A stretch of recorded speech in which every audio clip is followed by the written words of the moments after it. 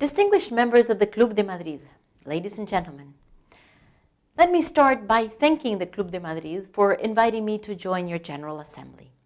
I regret I'm unable to be with you in beautiful Florence, as this is quite a busy time in the international climate change negotiations. In just a few days, in Lima, Peru, governments will meet at this year's UN Climate Change Conference. They do so with wind in their sails. In New York in September of this year, record numbers of people took to the streets and internet to rally in support of action on climate change.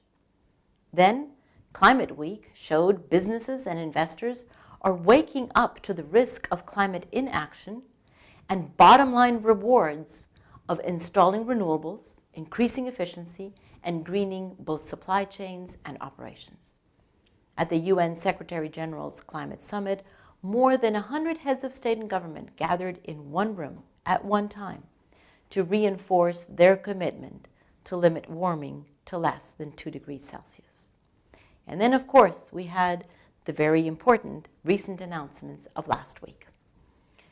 This commitment to action, this incorporation of climate change into business and investment strategy, and this redoubled political will to act is indicative of a larger trend towards low-carbon solutions to real problems: volatile markets, stranded assets, risk exposure, overhead costs, and unstable growth. And this trend, which is currently injecting confidence into the international climate negotiations, is due to many practical and pragmatic reasons. The falling cost of renewables, constantly evolving energy technology, need for disaster preparedness and response, and not least of which, leadership by the Club de Madrid and many more.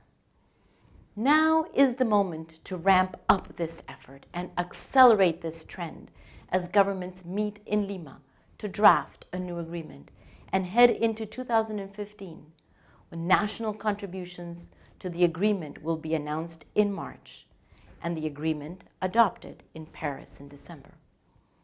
This is our moment, our opportunity to make the new agreement strong and durable, not just a 5-year business plan, but a blueprint that cities, countries, companies, investors, and individuals can use to bend the emissions curve this decade and build a fully climate-neutral global economy this century. Now, as the architecture of an environmentally sound, equitable, and economically prosperous future is being developed, now is the moment when leadership is needed more than ever before. I, therefore, ask the Club de Madrid to build on the great foundation you have put in place, to do everything you can to put even more wind in the sails, and move the international process forward faster towards a better future. I thank you.